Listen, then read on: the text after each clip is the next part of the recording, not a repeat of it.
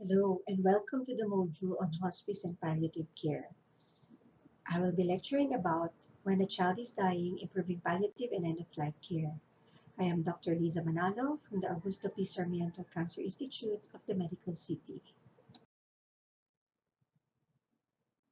Palliative care is about the prevention and relief of suffering of adult and pediatric patients and their families facing the problems associated with life-threatening illness.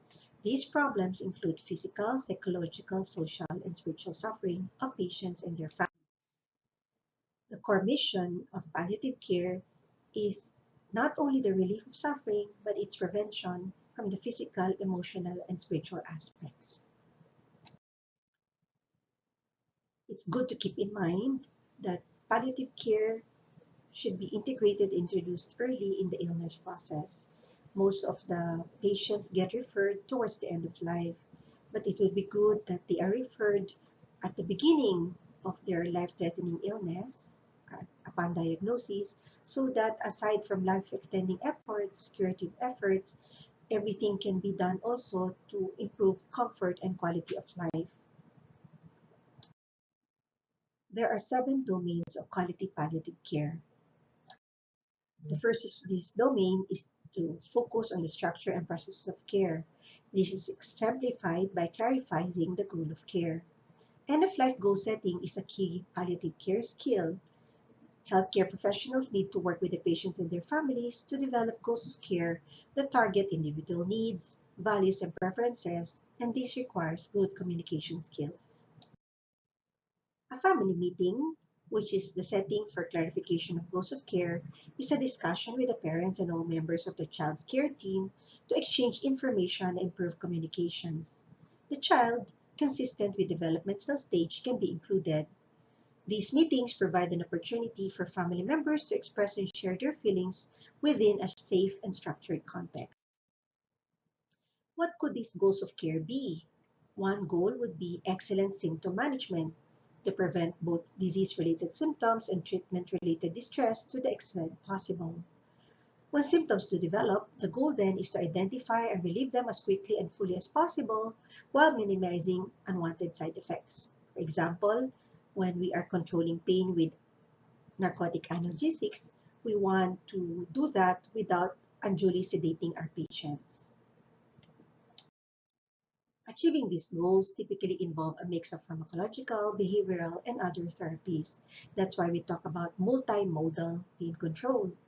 Careful attention to nutrition, hygiene, posture, mobility, skincare, self-image, and other physical factors also contributes to a patient's comfort and quality of life.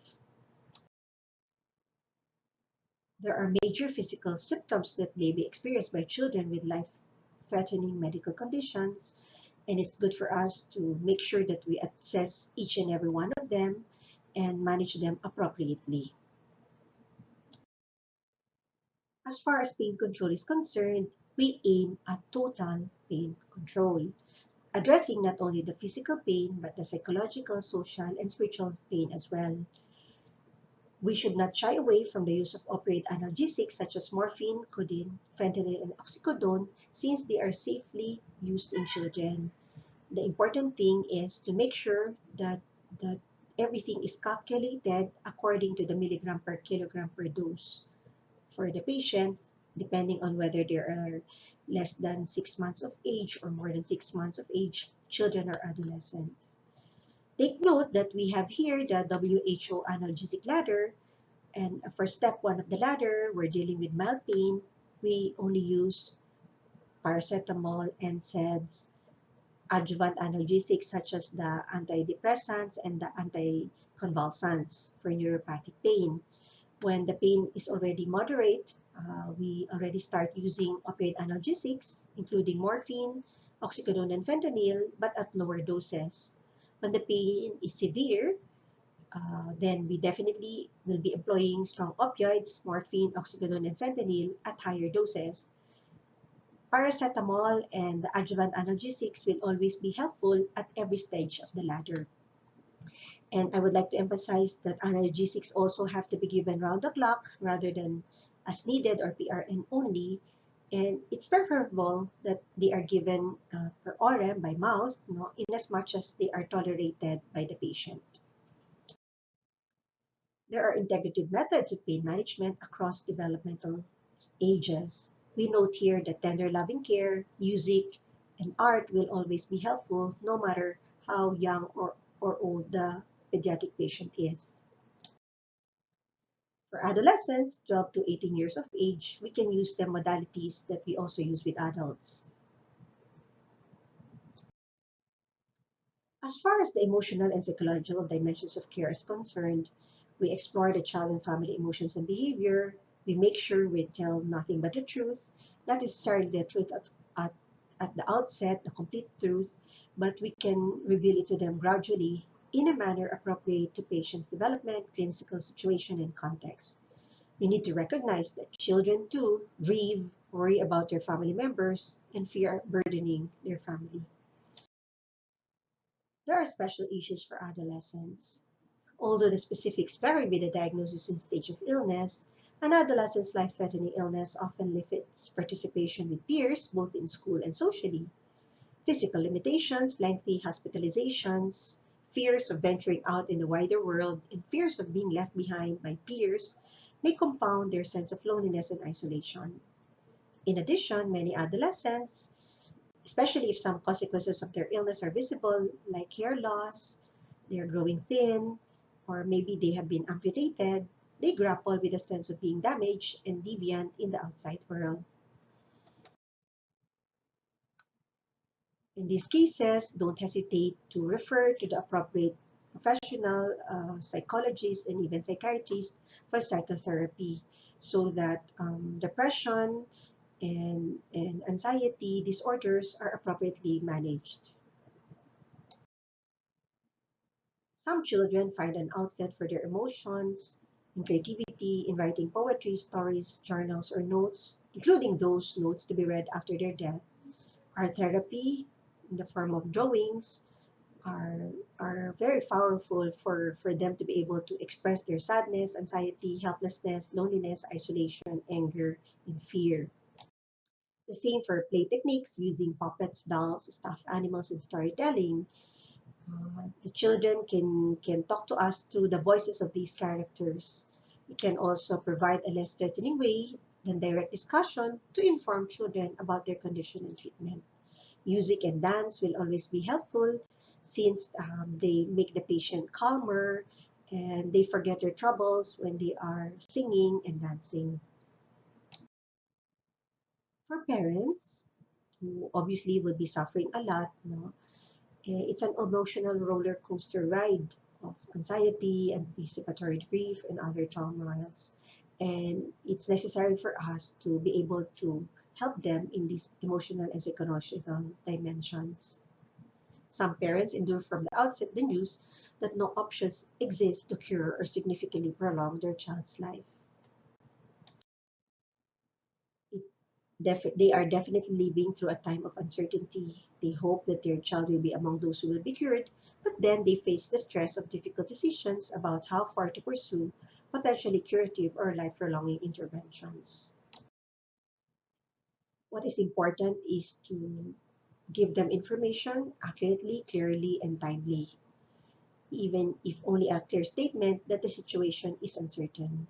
Evasions, half-truths, and other failures to communicate add to their emotional distress. It's very important that we listen to them and we need to recognize that they are experts as far as their child is concerned. Obviously, if necessary, we can refer them to the appropriate professionals, clinical psychologists, and even psychiatrists, because some of them could be dealing with guilt that they cannot save their child, or because they are surviving when their child is not, or that there is something that they did, for example, during pregnancy, that somehow caused their child's medical problem. Reassurance is very important, eh, and they definitely expect sensitivity and emotional support from all of us. And we can provide these through counseling, and as I said, if necessary, referral to a clinical psychologist and psychiatrist. As far as the social, spiritual, and cultural aspects of care is concerned, definitely, no matter how seriously ill the patient may be, we continue offering hope to the patient and their families, providing comfort, helping them find meaning in their life, suffering, and death. We sustain their dignity and we limit their fears of abandonment.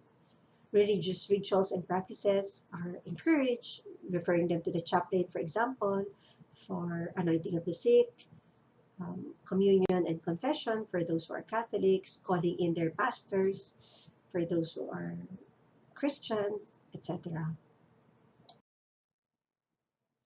Moving on now to the care of the imminently dying patient. In some cases, it is difficult to discern when a child is dying.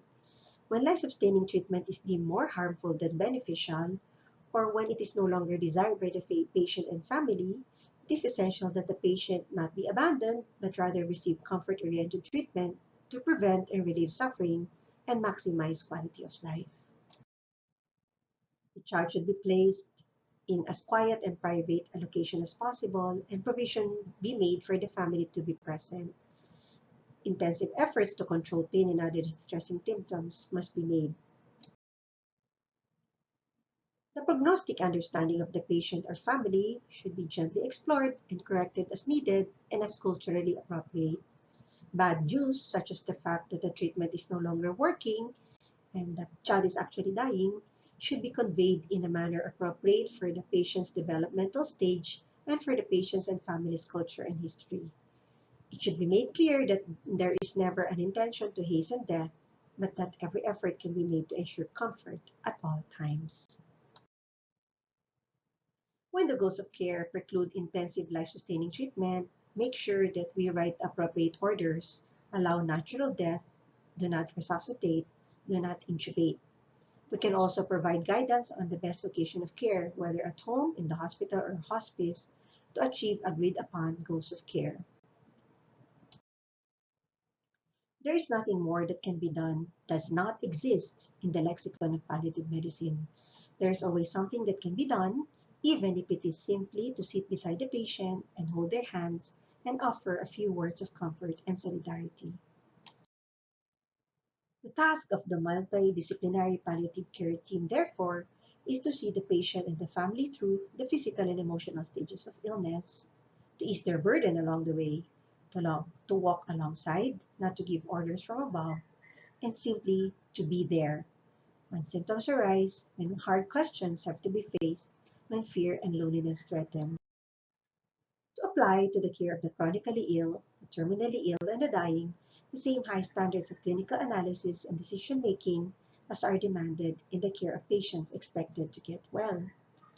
And let me leave you with the words of Cicely Saunders, the guru of hospice and palliative medicine. You matter because you are you, and you matter to the end of your life. We will do all we can, not only to help you die peacefully, but also to live until you die.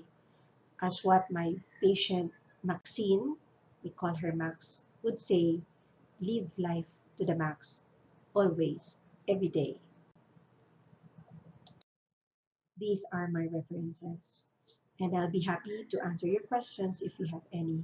Thank you very much. Have a nice day.